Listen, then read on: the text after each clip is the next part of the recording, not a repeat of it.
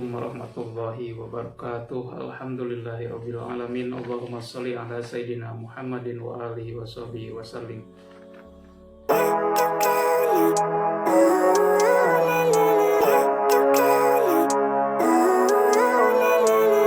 Living life every day, late at night, not okay. All I want, and I pray, all I need are some better days. Fuck me, I'm looking in the mirror, so foggy, but I've never seen clearer. I don't really think anyone can save me, and honestly I'm not really sure I want saving. I like to be my own worst enemy. There's no risk if you don't try at anything, so I'ma just keep buying everything. See you in the next life, have to be a better me. I don't think that my head's on straight, gotta flip it and grip it and go and get an x-ray. What's wrong with me? I just feel weight pushing on my chest and it squeezes till I suffocate. Better change my mindset, meditate. It's pretty cool that I'm alive and have better days. I could walk, see, hear, I should celebrate. Think I could change my mind, maybe elevate. Living life, every day, late at night, not okay. All I want, and I pray, all I need are some better days. Yeah, all I need are some better days. Cause all I want, and I pray, I believe in the better days. I'm kinda stuck between a rock and a hard place. Do I work hard or live at my pace? You're only young once, yeah that's all great, but I also want a future where I'm okay. Living life is doing lots of cocaine. Wait no, it's living with no shame. Wait no, it's sleeping in on Sundays. I guess it's different for each of us and that's okay. Well I just wanna be happy, how to get there? Glad that you asked me. I think it's different for everyone. Some of us need work, others need fun. Some of us need purpose to overcome. But try to do what you love when it's said and done. Cause there's so many differences in each of us. Trust your gut, it can show you what you want. Living life, every day, late at night, not okay. All I want, and I pray, all I need are some better days. Yeah, all I need are some better days. Cause all I want, and I pray, I believe in the better days. Living life, every day, late at night, not okay. All I want, and I pray, all I need are some better days.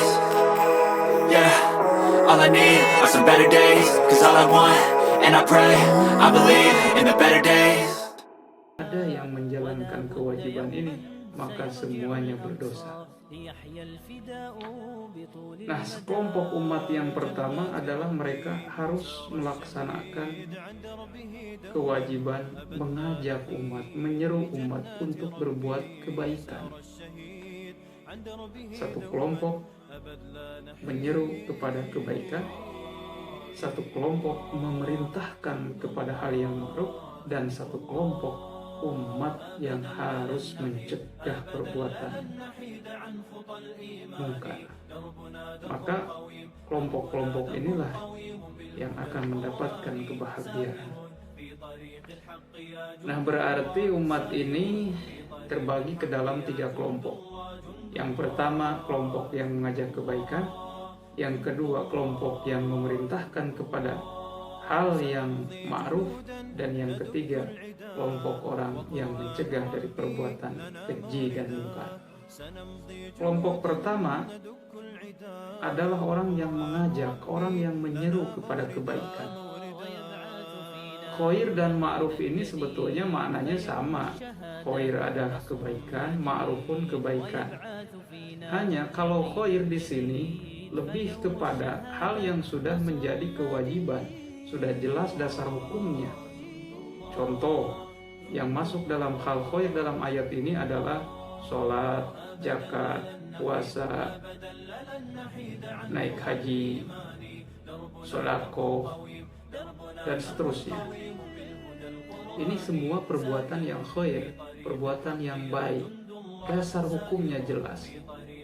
Tetapi ketika orang menyeru kepada kebaikan ini, melaksanakan kepada kebaikan-kebaikan ini, dia memang secara duniawi tidak langsung mendapat hukuman.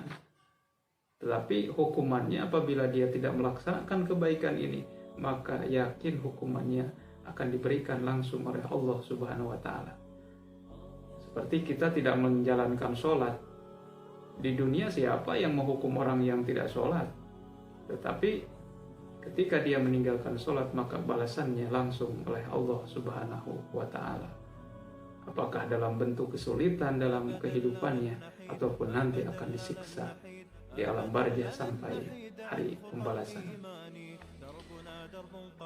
Kalau perbuatan yang ma'ruf adalah perbuatan yang dimana dalam tatanan sosial ini sudah mendapatkan aturan-aturan, apakah itu masuk ke dalam norma hukum, norma adat, norma kebiasaan yang di dalam masyarakat sudah menjadi sesuatu yang perlu dilaksanakan atau biasa dilaksanakan oleh masyarakat. Ketika mereka tidak melaksanakan hal itu, apabila norma hukum maka dia akan mendapatkan sanksi. Apabila norma adat sama akan mendapatkan sanksi secara adat. Apabila norma kebiasaan maka itu pun akan mendapatkan sanksi dalam bentuk kebiasaan pula. Contoh misalnya yang sudah di perbuatan ma'ruf yang menjadi norma di dalam masyarakat yang masuk ke dalam kategori norma hukum.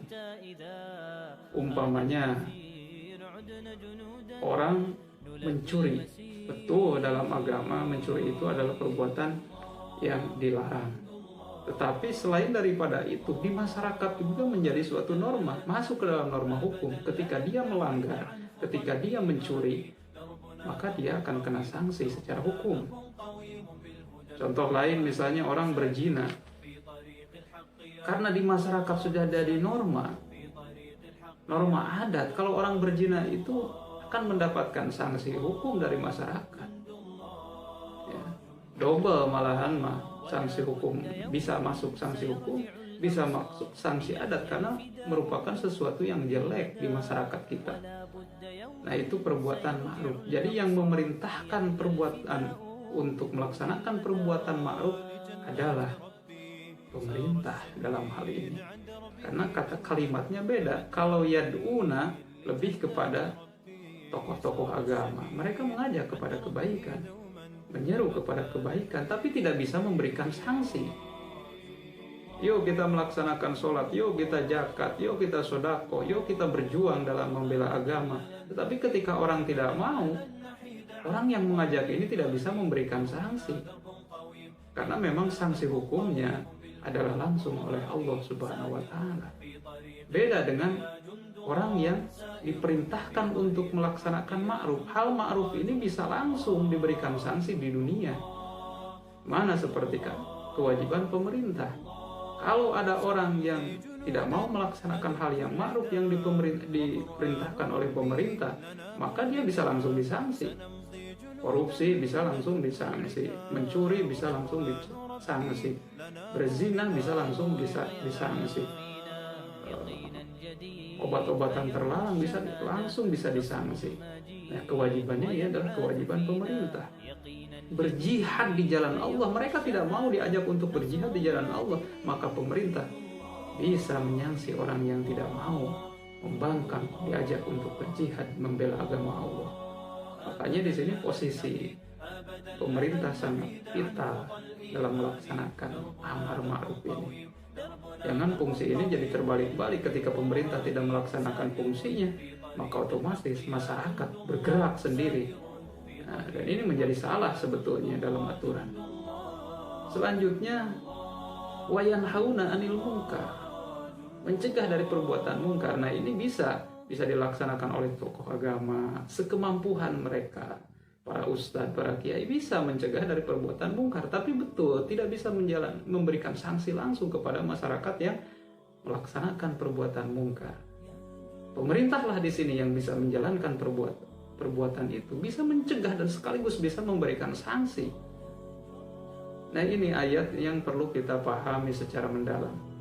Kalau melihat asbabun nuzul daripada ayat ini, betul sebagian asbabun nuzul ayat ini memang berkaitan dengan ayat yang lainnya juga, karena ini lanjutan ayatnya adalah tentang umat terbaik. Umat Islam ini adalah umat terbaik. Kuntum khairu ummati ukhrijat linnasi ta'muruna bil ma'ruf wa tanhauna 'anil munkar wa tu'minuna billah. Sebaik-baiknya umat adalah umat yang keluar mau melaksanakan amar ma'ruf nahi 'anil munkar dan mereka beriman kepada Allah. Itu sebaik-baiknya umat.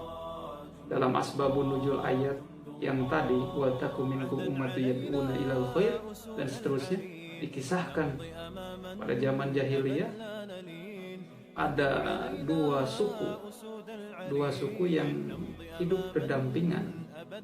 Ya, di zaman jahiliyah ini ada dua suku hidup berdampingan dengan damai. Ya, walaupun sebelumnya pernah terjadi pertikaian, bermusuhan, tetapi ketika datang Rasulullah Shallallahu Alaihi Wasallam, maka dua suku ini menjadi suku yang berdampingan dalam kebaikan, yaitu suku Aus dan Khazraj. Nah, suatu ketika suku Aus dan Khazraj ini setelah dipersatukan oleh Rasulullah dengan risalahnya Rasulullah, dengan dakwahnya Rasulullah, dengan yad'una ilal khairnya Rasulullah, mereka bersatu, mereka berjuang bersama-sama menikmati kehidupan dalam Islam dengan damai dan sentosa. Sehingga Aus dan Khazraj ini bersama-sama, selalu bersama-sama beribadah kepada Allah Subhanahu wa Ta'ala. Nah, Yahudi yang pada waktu itu diprakarsai oleh Sas ibnu Qais, seorang Yahudi, menyuruh kepada pemuda Yahudi untuk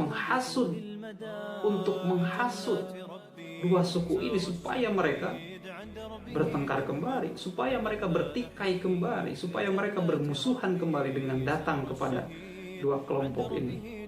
Mereka menghasut, mereka bilang pernah terjadi peperangan di antara, kan pernah terjadi antara Aus dan Khazraj ini peperangan kalau nggak salah perang Bu'ats. Nah, di dalam perang Bu'ats ini mereka saling mengagungkan kelompoknya masing-masing. Saya yang paling hebat, saya yang paling baik. Akhirnya mereka bertikai, sampailah kepada Rasulullah SAW. Rasulullah datang kepada dua kaum ini. Akhirnya dengan nasihat Rasulullah, bukankah kalian ini adalah umat terbaik? Ya, itu ayat yang menyatakan bahwa mereka adalah umat terbaik. Oleh sebab itu, alhamdulillah Aus dan Khazraj bisa bersatu kembali karena mereka kembali kepada ajakan Rasulullah Shallallahu Alaihi Wasallam. Terlepas daripada asbabun nuzul ini, yang perlu kita garis bawahi adalah kewajiban umat, sekali lagi, kebersamaan umat dalam membela agama ini, dalam melaksanakan hak ibadah kepada Allah Subhanahu wa Ta'ala melalui strategi. Ada sekelompok umat yang mengajak kepada kebaikan. Siapa dia? Adalah ulama-ulama kita, kiai-kiai kita, ustadz-ustadz kita. Jangan musuhi mereka, jangan persekusi mereka, jangan abaikan mereka, hormati mereka dalam posisi itu. Walaupun sekeras apapun, betul, dia tidak akan bisa memberikan sanksi. Tetapi kita juga tidak boleh a priori terhadap kewajiban pemerintah. Tapi hati-hati, pemerintah ini apabila dia tidak bisa melaksanakan amar ma'ruf nahi anil munkar, maka secara otomatis masyarakat akan bergerak sendiri apabila masyarakat itu sudah punya kesadaran dalam membela agamanya, melaksanakan ibadahnya.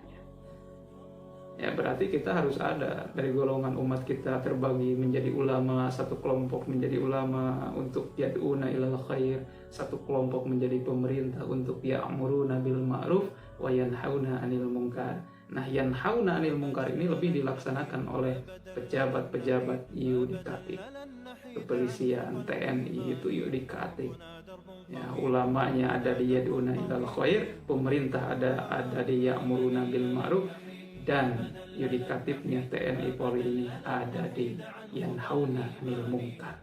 Pemerintah dan yudikatif ini, pemerintah berarti legislatif, ya, eksekutif, dan TNI Polri ini yudikatif. Mereka bisa untuk menyangsi orang yang melaksanakan kemungkaran. Maka perlu perpaduan antara ulama dan umaro dalam hal ini, seperti dicontohkan oleh Rasulullah Shallallahu Alaihi Wasallam. Karena berkaitan dengan hadis, dalam beberapa tafsir, diantaranya tafsir Ibnu Katsir, lalu tafsir Jalalain, tafsir yang diterjemahkan oleh Kementerian Agama, dan beberapa tafsir yang lainnya. Saya di sini menggarisbawahi tafsir Ibnu Katsir. Di dalam tafsir Ibnu Katsir ini ada keterkaitan ayat wa takum minkum ummatu yad'una ilal khairi wa ya'muruna bil ma'ruf wa yanhauna 'anil munkar ini dengan hadis baginda Rasul sallallahu alaihi wasallam yang diriwayatkan oleh Imam Abu Hurairah, yang ini adalah merupakan hadis sahih Muslim, Imam Muslim. Mana yang sudah terkenal man ra'a minkum munkaran falyughayyirhu biyadihi fa illam yastati fa bilisanihi fa illam yastati fa biqalbihi wa dzalika ad'aful iman. Apabila kita melihat kemungkaran, perbuatan yang mungkar, perbuatan yang melanggar aturan agama, melanggar aturan pemerintah yang sudah menjadi norma hukum di negara kita umpamanya, kita lihat perbuatan itu mungkar, tidak baik, bahkan walaupun hanya sekedar melanggar norma adat dan kebiasaan, nggak pantas di situ tuh melaksanakan kegiatan itu, mereka langgar, maka kita wajib, kalau kita mampu, falyughayyirhu biyadihi, kita wajib menindak dengan kemampuan kita, dengan fisik kita, dengan jabatan kita, dengan kedudukan kita, cegah perbuatan itu. Oh, saya nggak mampu karena hanya masyarakat biasa. Kalaupun saya melaksanakan hal itu, saya akan tertindas. Fa'ilam yastati fabilisani, berbicaralah, ngobrollah dengan baik-baik. Perbuatan itu nggak baik, perbuatan itu melanggar aturan agama, perbuatan itu melanggar aturan negara, ngomong dengan baik-baik. Ngomong pun nggak bisa. Fa'ilam yastati fabiqalbi, kalau nggak mampu, hati kita jangan menerima. Kalau itu perbuatan mungkar, tolak oleh hati kita. Ya Allah, saya tidak bisa mencegah. Ya Allah, saya tidak bisa ngomong. Ya Allah, saya sudah tidak bisa apa-apa lagi. Tapi hati ini harus tetap menolak perbuatan mungkar. Wa dzalika ad'aful iman. Itu serendah-rendahnya, selemah-lemahnya keimanan kita. Sebaik-baiknya ya harus bisa ngomong, harus bisa ngomong, mencegah dengan seruan-seruan kebaikan. Bahkan para pemerintah ini, pejabat-pejabat ini yang punya kekuasaan bukan hanya sekedar ngomong, harus menindak. Itu hadis berkaitan dengan ketika kita melihat kemungkaran. Kesimpulannya adalah dari ayat Al-Quran dan hadis berikut, karena keterkaitan adalah yuk sama-sama kita membela agama Allah, sama-sama kita melaksanakan kewajiban kita ibadah kepada Allah. Bentuknya ibadah itu banyak sekali, yang wajib, yang sunnah. Yuk kita jalankan bersama-sama kehidupan kita menunggu ajal kita. Mudah-mudahan ajal kita ketika kita diambil nyawa kita oleh Allah Subhanahu wa Ta'ala dalam keadaan sedang beribadah, sedang mengajak kepada kebaikan, sedang memerintahkan kepada hal yang ma'ruf, sedang mencegah dari perbuatan keji dan munkar. Paling tidak untuk kita sendiri, paling tidak untuk keluarga kita sendiri, paling tidak untuk lingkungan kita. Wallahu muwaffiq ila aqwamit thoriq wal afu minkum. Assalamualaikum warahmatullahi wabarakatuh.